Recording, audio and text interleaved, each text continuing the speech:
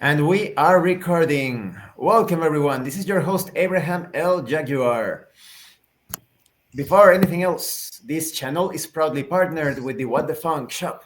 Please check out their store for all sorts of products. They have dice, miniatures, Game Master screens, home decorations, and many other things. You will find the link in the description and in the pinned comment, and make sure that you use my code for a special discount. Today, or tonight in some cases, we are continuing the Asteria campaign using the Quick and Classic RPG system. Sadly, Josh, one of our players, is busy. He couldn't make it today, but he will join us in the next session.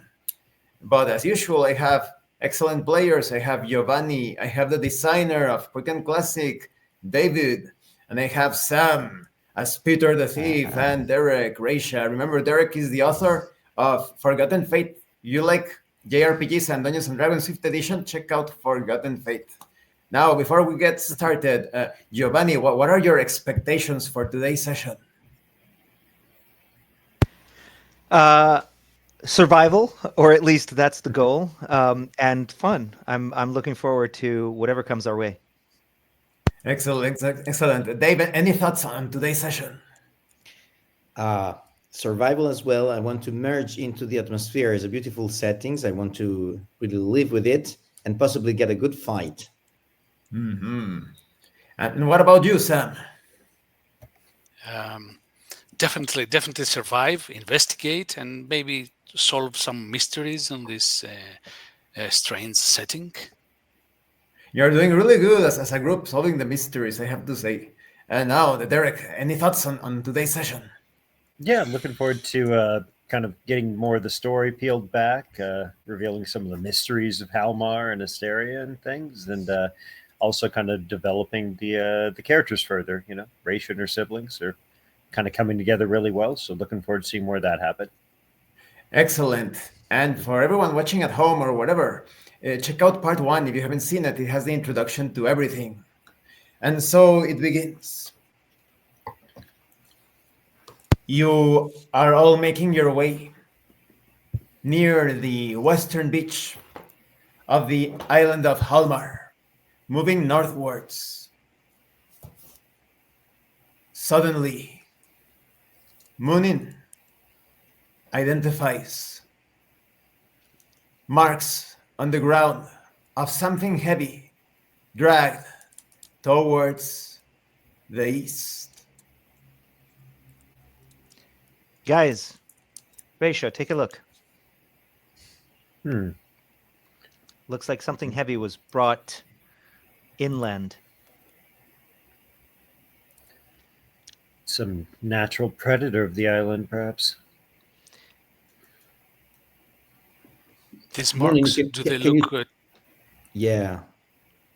I look around into the eastwards, looking at what vegetation might be abutting the beach, and if there's anything that stands out as particular.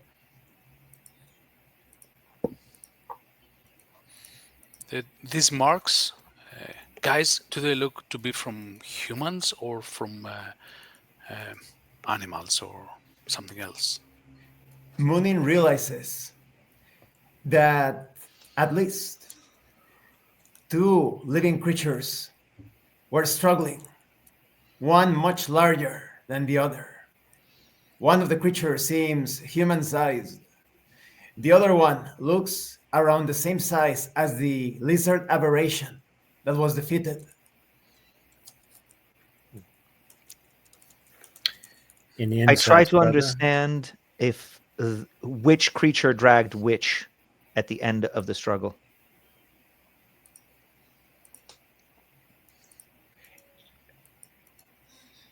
It is impossible to ascertain.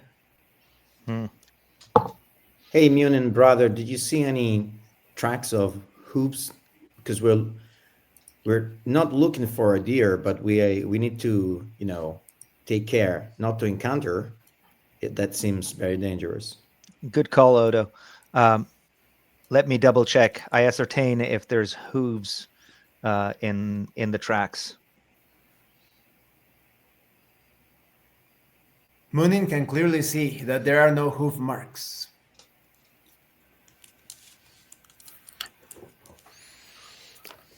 Is this the Do we stag see creature? any kind? No. Yeah, I mean, Sister, brothers, is there blood?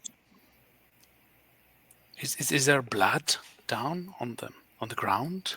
Do we see anything like maybe from a fight? let's look if there's blood tracks. There is no blood whatsoever. Do we want to try and follow these tracks? Do we want to try and move around them maybe, as not to be easy prey following the tracks, but try to follow them from a distance? Offhand, I would say avoid them. There's nothing to suggest that these creatures are in any way linked with our goal of the bell. And if we disturb a predator that's already claimed its meal, we're disrupting the local ecosystem and gaining nothing. Resha, I hear what you're saying, and yet I can't help but think that there has to be some link between these aberrations and whatever it is that we are looking. These are not natural predators. These are not beasts. These are monsters. This was the doing of another creature like the one we killed earlier, then. I am not sure of that. This is the doing of some creature as big as that. I do not know if it is the same kind of creature, but I am quite certain about the fact that whatever creature may be at play here is not just an animal, but definitely an aberration of some kind. Before we move further, Peter, how are you feeling? If we are to run into more combat, it might be a wise thing to heal you a bit. Yes, indeed. I've been hurt, and I would definitely prefer to avoid more fight, at least. Yeah. Moonin goes to Peter, and I put my hand on his hurt shoulder, and as I do that, a raven-like claw of energy comes out of my hand, goes into his flesh, and basically pulls the wound out. It is easily accomplished, but because of the stress of the spellcasting, for a moment, Munin is thinking about himself in third person. But it is easily accomplished. I do this. I place my hand there, pull out his wound with a raven-like energy claw. And the wound is healed. This is great, Munin. I'm in debt to you, my brother.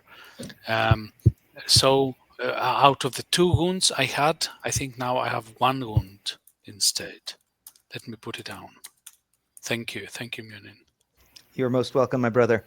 Now, let us go inwards, but not on the path. Let us You go. are suddenly all interrupted by a sound. You remember how your companion, your elf brother Beren, left the group under a reverie, under a daze. He refused all help, all attempt to follow him, due to him listening to a sound that only he could understand.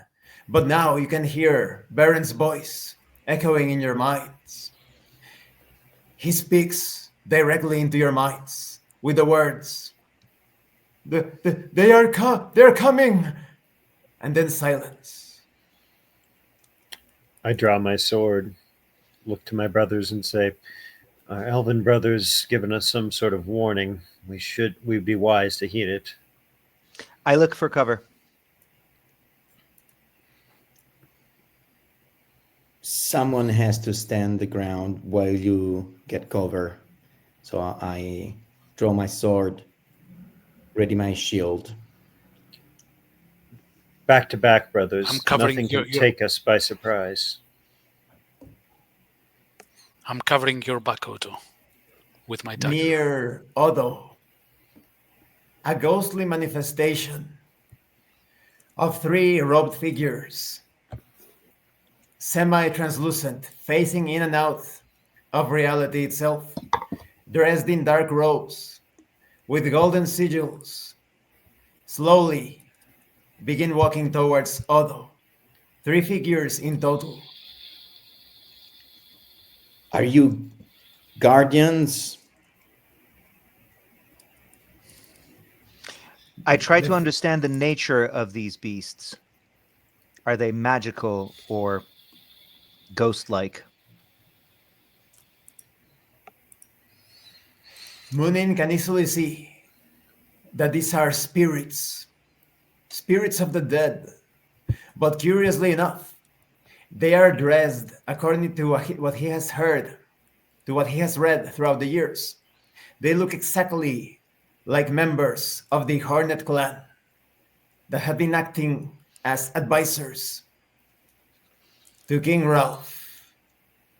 I In hold the that very free. moment, a small gnome-like creature, small man, no taller than your waist, faces into the material plane and addresses Odo. Don't let them touch you. Don't let them touch you. Step back. I step back, raise my shield, and ready my sword. Stay away from me, whoever you are. The ghostly apparitions continue their advance, but the small creature quickly steps forward and produces dust out of his pockets in the direction of the apparitions, and they are gone. The gnome turns to look at all of you and speaks. Who are you, folks? We Oh, live here, little one. Who are you? My name is Raisha. You knew about these spirits, these specters that assaulted us. Where did you come from? I have so many questions. They are so annoying. I am trying to investigate this island. I am a traveler of sorts. You can call me Pip. Pip, yes. And my secret name I do not tell to anyone. It has power, so you may call me Pip. But I have Pip. been trying to investigate this island. There is much to be learned from strange creatures around here, but I can tell you this: every single time I have encountered those ghostly things, apparitions, they kill people, they kill animals. Pip, it is. Well met. I smile even though the iron mask on my helm doesn't show it. Well, thank you, little man. Peep. Maybe you want to talk with our shaman. Moonin brother, I think you can step forward and meet this strange little fellow. I take a bow and say hi. Pip, thank you for your help. Ah, it's my pleasure. I always like to show off my magical knowledge. You say you've been exploring this island, and every time these apparitions, they kill people. People that have come with you? No, not at all. I've seen a human and a half. How do you call them? Half orc. They every now and then they come to this island. I don't know what they are looking for. Some of them I've seen them hunting. Some of them I've seen them looking for herbs and whatnot.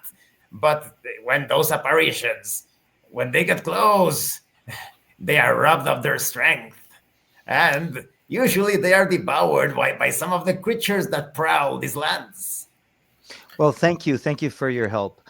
And let us offer our help in return. You say you're exploring this island. What are you looking for? I'm also Maybe- curious where you are from, Pip. Are you from the mainland continent of Asteria? I am from a land far, far away. We keep it secret so that nobody dares invade it. We have great knowledge of magic, and that shouldn't fall in the wrong hands. But I am not exactly sure what I am looking for. I am just feeling this call. And it wasn't like this a few days before. I suddenly felt this. I don't know how to explain it, like an awakening in this island. We Is have. that what- We're really grateful. Oh, please. Yes, go ahead. No, Peter, introduce yourself, Please. please. Um, My name is Peter. We're grateful to meet you, Pip, of the many secrets that you carry and you hold. Um, by the way, did you use some kind of dust to get rid of these ghosts? Would you like to elaborate a little bit on this? Yes, it's a very useful dust, but I am pretty short on it, and it's not easy to create. I do have an extra handful. Would you like it? It is great against apparitions. Yes, if you could share it with us. We're all siblings, by the way. Pip with the many secrets. Let's see. I think I have. Oh, here it is. This little sack. Take it. Who wants to take it? It's just for one use. Are you giving it for free? Don't want Yes, anything in yes. exchange. I am very curious about you. How would you call those you people? Soldiers of fortune, adventurers? I've heard you mentioned in various ways. And because I am curious about exploring many places, who knows? Maybe one of these days I will return and ask you about your journeys. Are you leaving us now? Yes, I have to hurry up. The I'm afraid exploring waits I for have no one. many questions for you, Pip. Even if you will not divulge information about where you came from, what drew you to Halmar specifically? Was it just this feeling, or is there something specific you were looking for here to brave such risks? If I had to say, I heard the sound of a bell covering the entire island. Do you know any lore or myths or stories surrounding this bell? Or is it simply an instinct within you, drawing on your soul? Not at all, but I felt great power and great evil from this bell. And your intent was to seal this evil away, to thwart it, to claim it for your own? Well, I'm not looking for that sound specifically. I just found it interesting that it was not like that. In fact, it's been the first time I've ever heard that sound in my entire existence. I'm just walking around this island. I think it is called the cursed island of Halmar, and I'm sure I can find some interesting things here. Have you seen many strange occurrences? We have seen one very strange beast as of recent. A huge lizard with 5 human heads, with a poisonous bite. We defeated it just a few hours back. Forgive me for my confusion. What you and evidently everyone knows as a cursed island, we have always known as our home. This is the world I've known my entire life. So anything you can tell me about the island of Halmar would be news to me, or the wider world. Well, I don't know anything about the history of this island, but I find it very curious that so many magical anomalies are occurring. Oh, look at the time. I have to hurry, and perhaps I will try to find that beast later on. But I need to check out many different places, not only this island. Well, I'll leave this little sack of dust in the ground, and we'll meet again. Thank you, Pip Pip. disappears without even waiting for a goodbye. We haven't seem- asked about the lake. No. I pick up the dust that he has left and examine it. I try to figure out if I can feel magic through it of any kind. This is one of the few off-islanders I've ever interacted with, and he ran off without a few moments' pause. Munin realizes that the dust is mostly vegetable and mineral in origin. We could have learned so much about the world or our own home. It's sad. I don't trust him completely. We don't know what people are like outside of Halmar, outside of our family unit. We don't know what is normal, trustworthy, good, bad. Our He world has been would very not- small. He would not say his real name. That is definitely something that we need to keep in mind. But I will keep this dust, at least for now. Yeah, I don't think it is dangerous in any way, this dust, and it might be useful.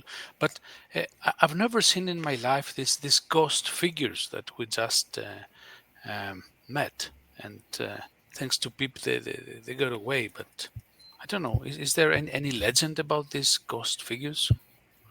Will and I'm Jane not never aware. told us of that, to my knowledge. They've kept Let us very sheltered in a small corner of the island, away from this sort of thing. Hmm. did you lads did you identify any order they might belong to? They seemed like they had the insignia of the Order of the Hornet. What is What that? is. The Order Yes. of the Hornet is the order that does Ralph's bidding, the new king. The The king tyrant. on the mainland to the south. Yes, yes, indeed. And that is all I could glean. They seem to have been part of that order, part of that. Clan. If they serve the tyrant, they're no good. So let's move on. Let us move on, indeed. I am worried and sick at heart. Shall we follow these tracks? I prefer not to, unless you have a specific agenda. But Just if you finding things out at this point, a track is worth any other direction. We are looking for a hill. We are looking for a bell. We don't even know what the bell is to do. If we are to believe Pip, it is a bell of great evil. Well, little sister, I understand you're worried, but predators need to drink water at some point. We're looking for a lake. Maybe we follow the that's track. your reasoning is sound. Very good. I try to figure out if it's possible to follow the track without being in the track. If it is possible to go along in the vegetation, keeping an eye on the track, but not being visible within the track's path. Munin can see that it is perfectly possible to do so. So, brother, sister, let us do that. Yes, and let's not forget that maybe this is this is a bell of power also. This Pip also mentioned that maybe this is a bell of special power, of great power, and of evil. So who knows what this is about? Only we know that our parents sent us to retrieve it and that we are being surveyed. There are eyes or ears they were wary of, things they would not say for fear of being overheard. And if these hornets are what they feared, they have powers that go beyond the simply listening and seeing. I follow behind Moonin, trying to, as best as I can, imitate the way he moves, where he walks. Wonder if swords are able to, hit those ghosts. Almost curious to find out.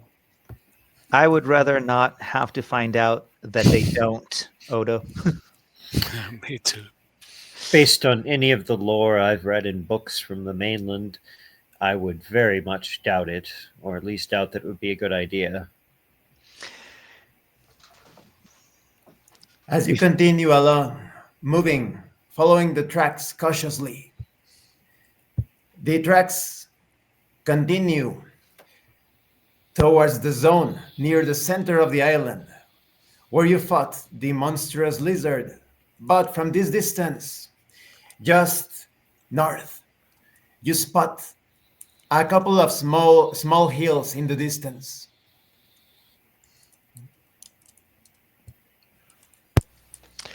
Sister, brothers, shall we veer towards the hills since we know that that's what we're looking for? Why not? Okay. Be on the lookout for water as well. We need both if we're to find the image. And be on the lookout for anything that might attack us. Eyes open, ears pointed. Let's go. You continue your path and can now see a huge lake about 40 feet by 70 feet in dimensions, covering the area. Just to the east of that lake, there is a small hill. From this distance, no other details can be obtained. I draw forth the image we were given by Will and Jane, to see how this site we find ourselves at could possibly compare to the image we were sent to seek. Reisha can see that despite being a rough sketch, it is almost a perfect match, except for the entrance to the hill that cannot be seen from this distance. I show this to my brothers, saying, "This very well could be it. We can't presume success just yet, but this is the most likely landmark that we've seen that matches the image we were told to find." We might have found a spot, but I want us to be extremely careful. This drawing that our parents gave us is what they had because they had gotten this far. This is where their group died. Yeah. Let us be extremely cautious, but let us move forward. As you continue, you can now see an entrance about a little more than 2 meters in height, around 7 or 8 feet. And to the side, the lake emanates a presence, a power that only Munin can feel. I try to understand what kind of power this is. And I tell everybody, brothers, sister, there's something here. There's an energy. There's a power. Evil Hold your or step. good? It is not possible for Munin to detect the exact nature of the power, but it is an overwhelming presence coming from the bottom of the lake. Something is in this lake. I know not what it is, but something is in this lake. I don't know if it's beast or magic, but I would be very, very careful. Do not disturb the lake. So definitely something we must not wake up. Maybe something that has been sleeping for eons, but let's be cautious. Perhaps we should even fall back and observe further before we proceed inward. Sounds like a good idea. Let's move back away from the lake and circle around towards the entrance, staying away from the lake itself. Yeah. All right. As you do that, the water begins to bubble and move. Oh,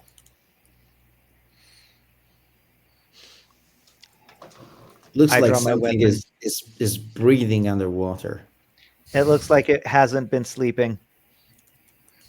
yeah, maybe it felt our presence somehow. Yeah. 2 red tentacles spring out of the water, a huge maw at the end of each one. And more movement continues as the tentacles continue to extend upwards. Should we fall back or press on to the cave? Yes. Yes. Yes is not a decision. Fall back or press Fall on to back. the cave. Fall back. Fall back, Fall back. fall back. Fall back. Find Right. find vegetation that will make it, if nothing else, hard for the tentacles to move. We do that. If they need to snake around trees, that will give us at least some protection. As we fall back, we don't turn backwards. We just walk. We back up, keeping our Yeah. eyes on the tentacles Yeah. and weapons at hand. Noting that my brothers are focused solely on the threat from the lake, instead, I turn to make sure we're not being approached from any other avenues of attack while I fall back with them. Try to take cover. As you carry out your actions, it is clear to all of you that the creature is not aware of your presence. Dozens more tentacles with moss come out of the lake, as the creature advances like a bizarre octopus and makes its way northwards, leaving the area.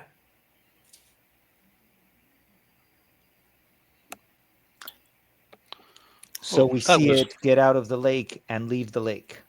yeah, that was a short call, actually. Yeah, wow. Maybe we have to seize the moment and Let's get into rush to the the cave. cave Yeah. before it comes back. Munin That's can feel power still emanating from the bottom of the lake, but not as strong as before.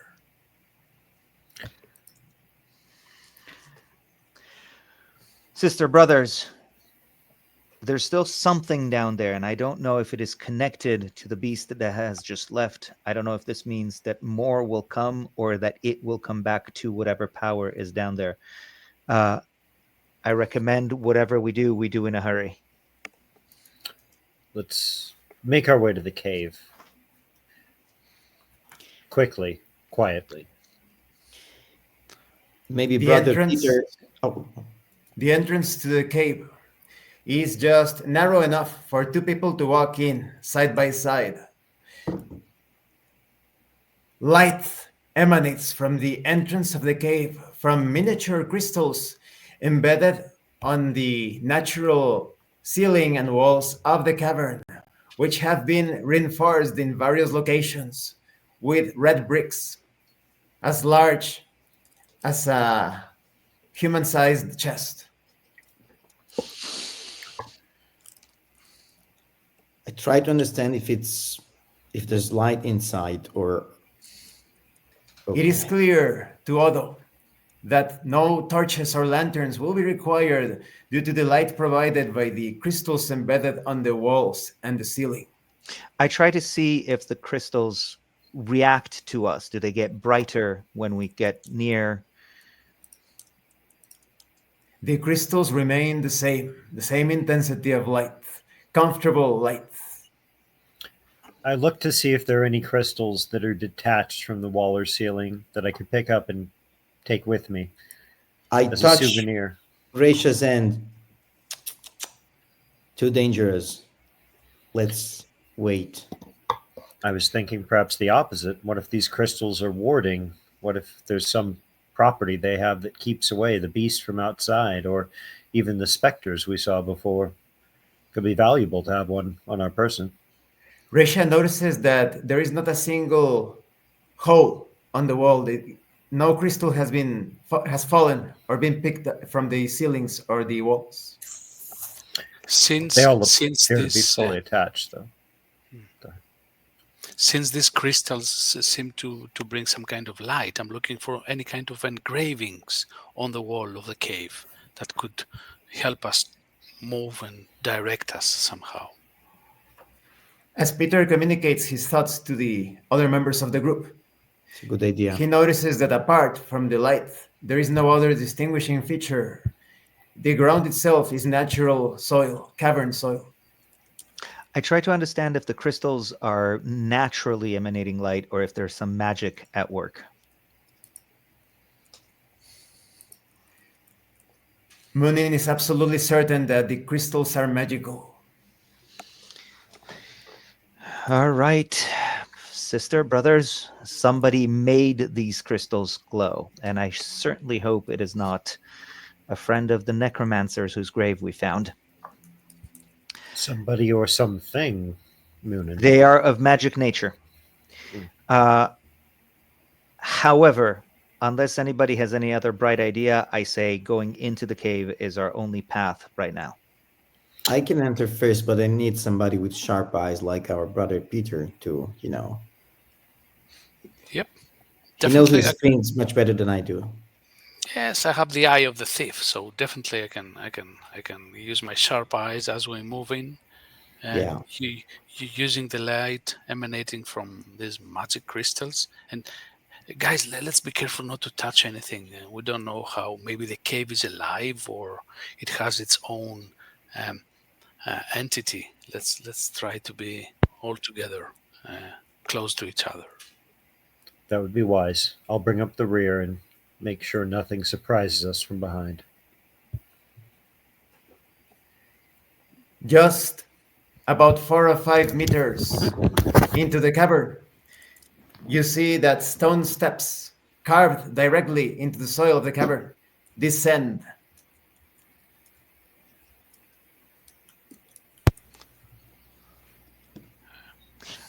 I listen for sounds coming from the cave. There is no sound whatsoever. Does I it feel? smell the air from behind my iron maskell. Only the smell of dust. Does it feel that we go under the level of the lake, or we're still above ground?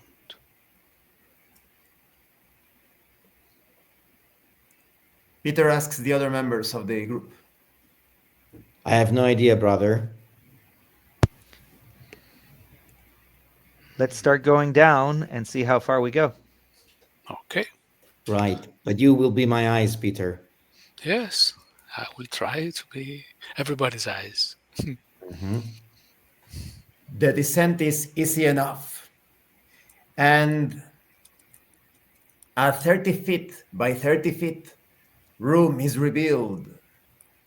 On each side, which would be the east and the west, there are 3 mirrors as tall as a man. Peter can see that the mirrors are engraved with the same symbols on the robes of the phantasmagorical figures that Odo and everyone encountered. In the north section of the room, there are 2 tunnels, both leading north, but one located on the northwest corner of the room, the other one in the northeast, both on the north wall. The central mirror on the east wall has been shattered completely.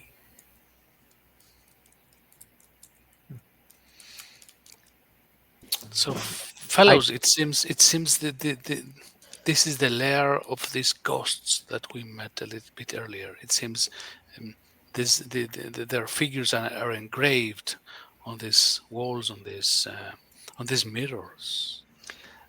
I try to sense the presence of magic from the mirrors. Certainly, there is some connection, Peter. Yes. Munin is certain that there is no magic in this room. But lair might be too early to presume. Besides the Could- crystals engraved, crystals embedded on the ceilings and the wall. I think you are right, Reisha.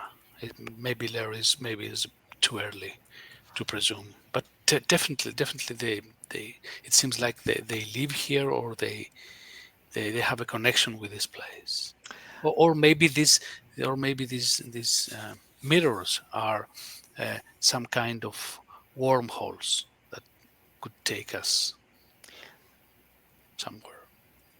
But the shaman said there's no magic. There is no magic, at least not currently. I try to measure a rough measuring of the mirrors. How tall? You said they were about as tall. They're about as tall as a human figure. How wide are they? Well, I wonder. I try to guess. try to. The mirrors are about the same height of an average human. And about as wide. The dimensions exactly like a human, even wide. Even wide as a human. And I try to read if among these symbols there are any runes or anything that I can possibly figure out a meaning out of. So from where I'm standing looking at these mirrors, I try to figure out if I can understand something of the symbols. The symbols go beyond Munin's understanding. It is clear to Munin that these symbols are secrets of the Hornet clan, and they are usually employed in rituals, but their true purpose and meaning escape Munin completely. I look at the reflection in each of the mirrors of myself and my brothers just to confirm if there's any distortions from what they display to what I see with my eyes. Risha can see that the reflections are perfectly normal. You're pretty as Stand. usual. Well, thank you, but it wasn't entirely vanity. I was curious if perhaps what these mirrors displayed could be different from what the naked eye does, but I try to understand what might have shattered the mirror that is broken. It was a blow from a hammer or a mace or a similar object.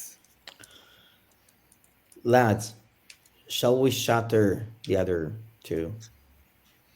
it seems pointlessly destructive without knowing their purpose or function. I fear that it might send some alarm, but I also don't think it would be pointless destruction. These are clearly used in rituals by the Hornet clan, and I do not think the Hornet clan is any friend of ours. They bear the sigils of the Hornet clan, but we again are making a great deal of assumptions. These could have been used to ward them off in some way, unless you can say for certain. I slipped the point of my blade in between one of the mirror and the wall and just leverage to see what's behind it. Odo can see that there is nothing behind the mirror wall with the embedded crystals. So Just in case. perhaps, Otto, perhaps we could try to get our hands, maybe one finger, closer to the mirror to see what happens when it approaches the mirror, if it goes through or if it stops. An interesting experiment, brother. Would you mind if I tried that? I hope I don't lose my finger, though. as I It do might not be a bad idea to throw, say, pebbles at them first. a pebble. I Yeah. pick up a handful of pebbles, small rocks, and throw them lightly at each of the mirrored surfaces. The pebbles bounce off harmlessly, making sense with Munin's perception of no magic in the room. Well, Well, I at feel a bit least silly. we could turn them, against the wall. I have the feeling they're watching us through these mirrors. And I'm afraid that the fact that they don't have any magic running through them now does not mean that they can't have magic running through them. I agree with the idea of turning them against the walls so that they're facing the walls rather than the room. I I'll take assist one it. and turn it. It is easily accomplished. I do the same with the other one. Yes, we turn all of the mirrors facing away from the center of the room. And it is done. We have two tunnels, lads. Let's listen into both of them, sniff into both of them. I don't One hear is very well with the north. sound. Oh, And one is yes. Yeah, yes, Otto. northeast, northwest. Both are facing north. One is on the east side of the room, one is on the west side of the room. They're both facing northwards. Let us look, let us listen, let us sniff. Very good. Nothing out of the ordinary or different from the rest of the cavern that you have seen. Peter, would you look for tracks on both paths? See if some is more, say, crowded than the other one. Yes, that's a fine idea. So I will start with the mirror north facing west, and I will take a couple of steps in the tunnel, but keeping in contact, of course, with my siblings. Peter can easily see that there are actually subtle, almost imperceptible footprints in the direction of both of the tunnels. But the most recent ones are on the tunnel on the east side. Okay, so At guys, least two individuals. so Shall we definitely shall we go on the one on the west side that doesn't have, the other one. or shall we go in for a They- fight? I We say, don't know anything about these people. Bear in mind, we've shared this island with this other culture or group or whomever they are for some time. These were not made by beasts. These are finished stairs, mirrors. The first people we've had a chance to interact with outside of Pip in our entire lives, other than our parents. We may want to be cautious to assume everyone is an enemy before we confirm it. Everybody in the group is absolutely certain that despite meeting some travelers and salesmen, vendors throughout the years, this is the first encounter with what appears to be members of the Hornet clan. I say we go for the pair. Let's go for it. Agreed. Okay. Follow the Okay. footsteps. Let's follow the footsteps of these two people that passed through the one in the east. But be prepared to approach them diplomatically before we assume the worst, yes? Yes. Definitely. Raisha, I love you. The tunnel I have my mace ready. is wide enough again to allow the passage of two people, but it bends at the end towards the east, and you can see from this distance that as it bends, it becomes narrower, allowing only the passage of a single individual at a time. And it is clear to everyone that the smell of burned leather emanates from beyond that bending section. Burned leather. It could be the skin of a person or of a creature. Burned leather, guys. I mean, yeah. I can be in the front line. Do you see anything that could trigger some sort of a mechanism or Don't ask me, I don't see very well, especially with my helm on. So if we want good eyes in the front line, it should be Peter. If we want Yes. defense, it should be me. I can continue, Otto. It's okay. I'll I be will right just- behind you. Thank you. Please cover my back. Yeah. So let's step one after the other through this tunnel, if it is. Peter finds no contraption, no mechanism, nothing that gives away any sort of anomaly in the tunnel. But further to the east, 20 feet, he realizes that there is another room. But from this distance, it is difficult to ascertain the contents. Peter can see the side of what appears to be a thin clay column into the room. Okay, so something from clay. I try to sense presence of magic. I think of golems. I think of clay used to create monsters and try to sense if there's anything I can perceive from this distance. Munin can perceive no magic nearby. I simply proceed forward cautiously, alert for tripwires, pressure plates, or ambushes. I think ambushes are more likely than trip wires right here. Peter, I say you leave the front line to Odo, and I go right behind. Okay, that's a plan. So just before the end of this tunnel, Odo, would you mind getting the front with Absolutely. your weapon and shield? Yes, okay. I'm just right behind with the dagger on hand. As you continue, the full dimensions of the room are revealed. This is a rectangular room, 30 feet wide from west to east, 20 feet from north to south. In the west section of the room, 3 thin clay pillars engraved with the same symbols of the Hornet clan. In the east side of the room, 3 thin pillars of clay. Again, the middle pillar, mimicking the mirror in the previous room, has been shattered, broken by the looks of it, through employing a hammer or mace or similar heavy object.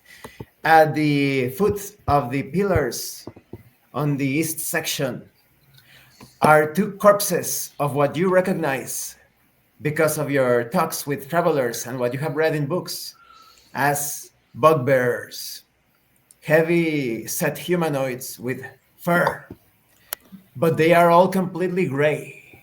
Not in the books, not in the words of other travelers, have you heard or seen of bugbears being completely gray. There is no object near them. They are completely naked, and a single wooden club lies between them. That is most unsettling. They might have encountered the ghosts. That might be what made them gray. Again, I try to sense presence of magic. No magic is detected by Munin. They are dead? And there's one club between them. The club is of normal color, wooden club, unlike the bugbears. Could that have been, I wonder, what has been used to smash the wooden, the clay column as well as the mirror? It might be. It is quite clear to Odo, because of his expertise in weapons, that some other object was used. Something heavier, probably, to break the clay. Wood is not, hard enough.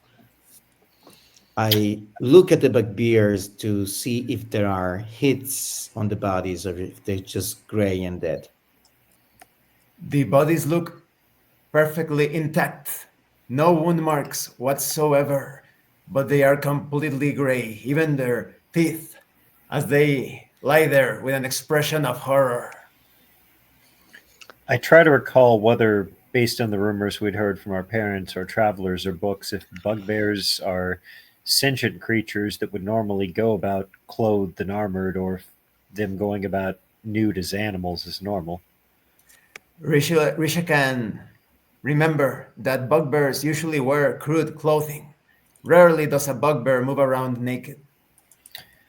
Brothers, these creatures are naked. That's unusual for bugbears. Something's happened here. Something well out of the ordinary. If if they've been stripped of their clothes, looks like sacrificial. And yet, Whatever. there is no wounds and no altar. Must have been the ghost. I look around to see if there are any other tunnels, entrances, or exits in this room.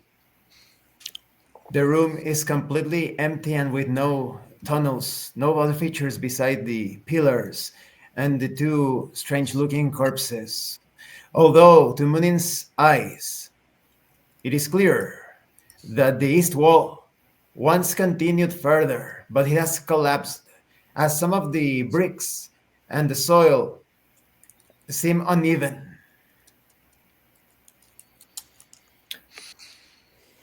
I bend down and carefully pick up the club that lies there.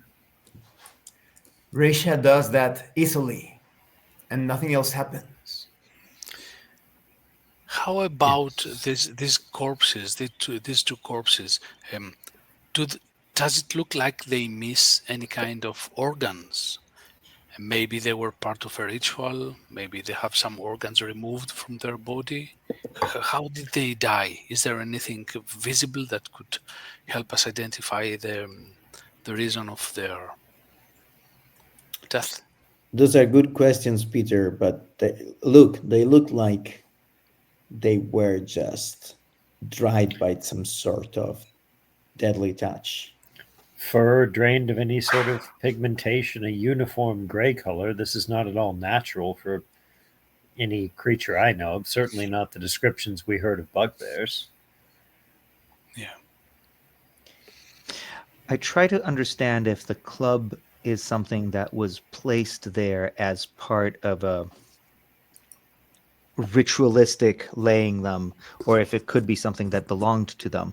I find it weird that there's only one out of the two of them and that they are stripped of everything else but the club.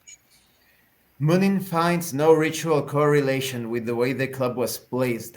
The club seems to have fallen there randomly. And I try to understand if the club is something that could have belonged to the bugbear. Does it look like its handle well fits the hand of one of the beasts? It is uncertain for Munin. Does anyone wish to keep this? I hold the club out to the others. I am happy with mine. We have to find a way out of this cave. The bricks, maybe we might, open the way. I try to understand if it's possible to remove some of the Debris. debris. It is quite clear to Odo that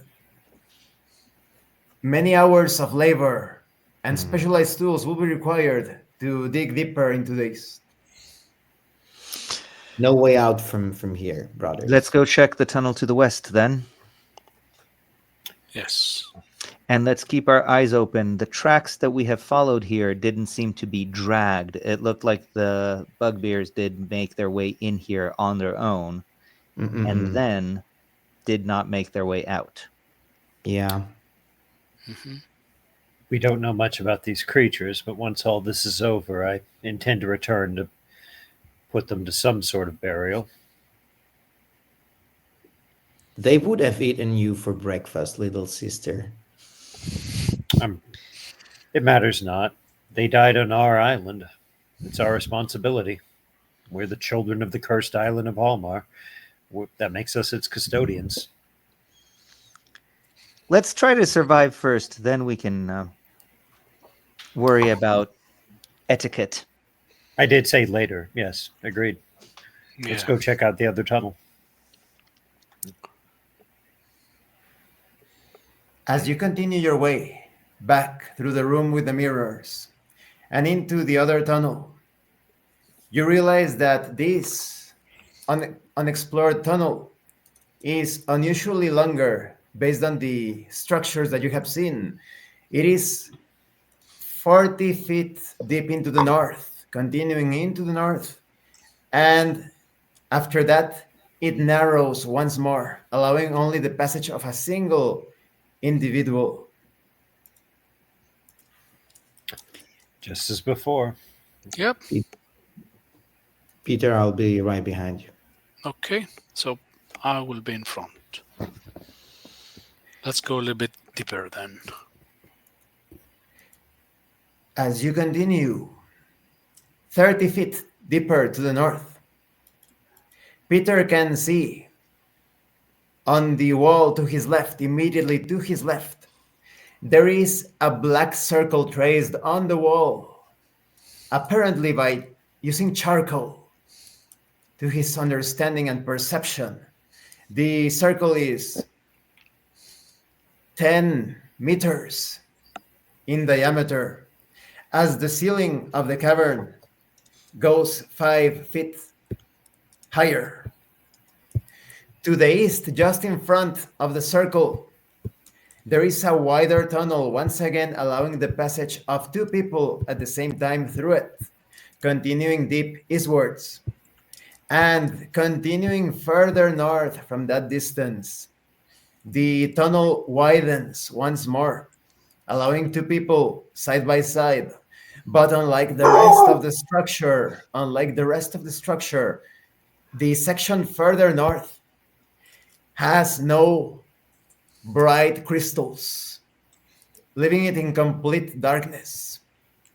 And there are 2 torches on the ground, broken on the end where you normally light the torches. Only Peter knows this at the moment. Yes. So now it gets darker. My fellow sister and brothers, this might be more dangerous now.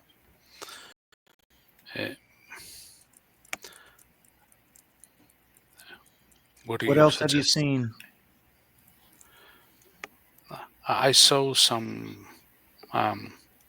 drawings with charcoal, black circles. Let me take a look. I draw my Peter- torch and my tinderbox and light it. Wait, Resha, not yet. Not You yet. wanted to look at something. If you wish to do There's so in the dark. we still have some light here. The light drops off ahead of us. There's still Yes. some light here. Let me take a look at these drawings before we strike a torch. As you wish, Moon. I examine the circle. I try to figure out if there is magical power behind it, if there is an inscription within it, or what might be its significance. Munin can see a single circle, a single black circle, just like Peter saw. And there is magic emanating from the circle, but it is ordinary besides that. And this is the end of the session. This is the end. So, what do you guys think? Very tense atmosphere. Yeah, doing some dungeon Adventurous. crawling in the system. Yeah. I think the actions were really good. What were you saying, Sam? Were you about to say something? No. I was just about to say that this is like walking in a labyrinth with a sense of mystery and something dodgy going on. Looking forward. Yeah, I mean, it left me with the, I'm eager to explore. It's too bad we have to stop today. I mean, I was really getting into the adventure. Yeah, I'm really curious as to what magic the circle might have and what lies beyond.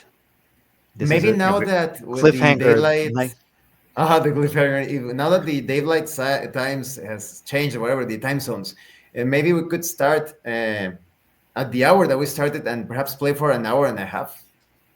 I'm Right. good with that if Can everyone you do that, else is. Sam? Because I remember that you Yes. were getting up early. No, it's still okay. Thank you. Yeah, we can try.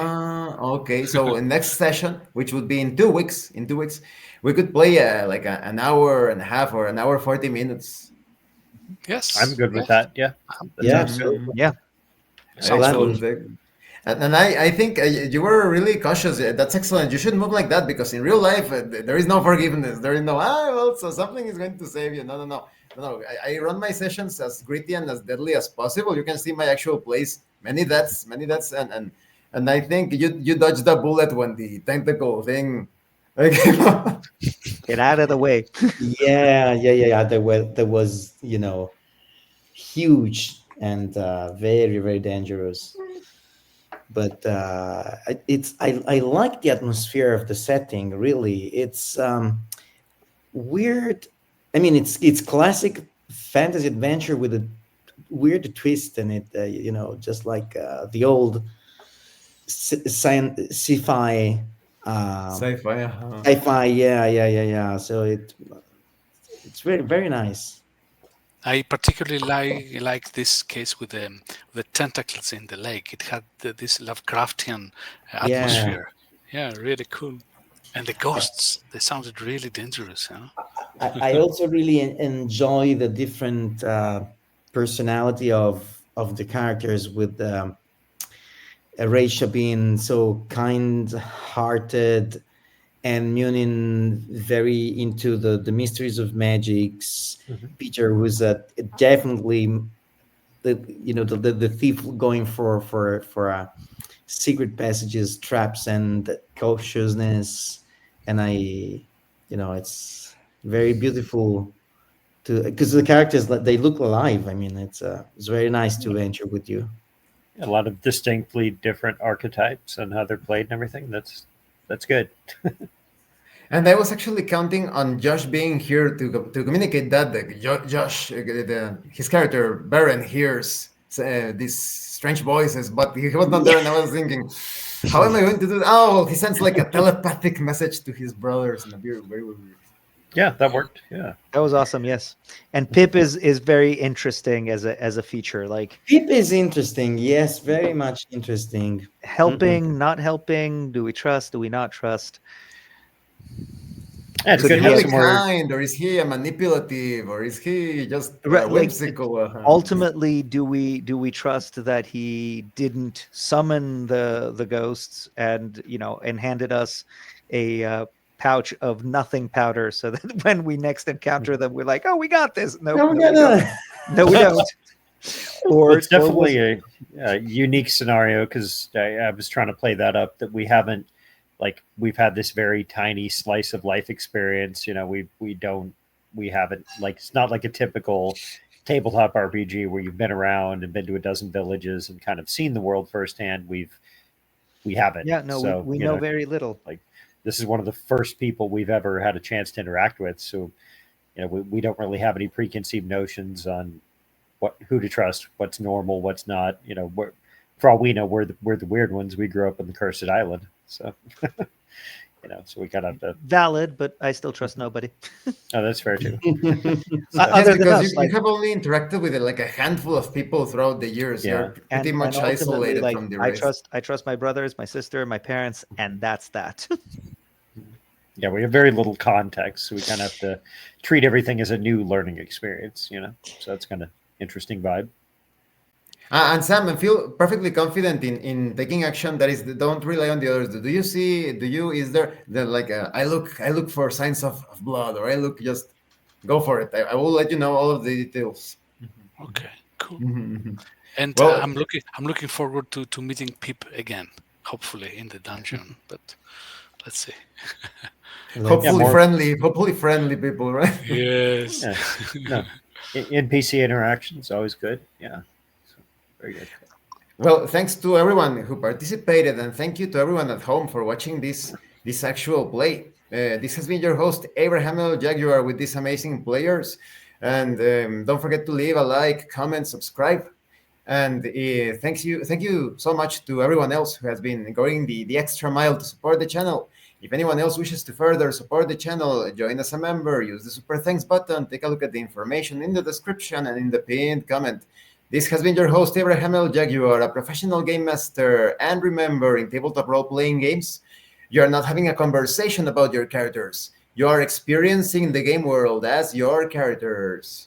Once again, thank you and see you later. I'm stopping the recording in 10 seconds.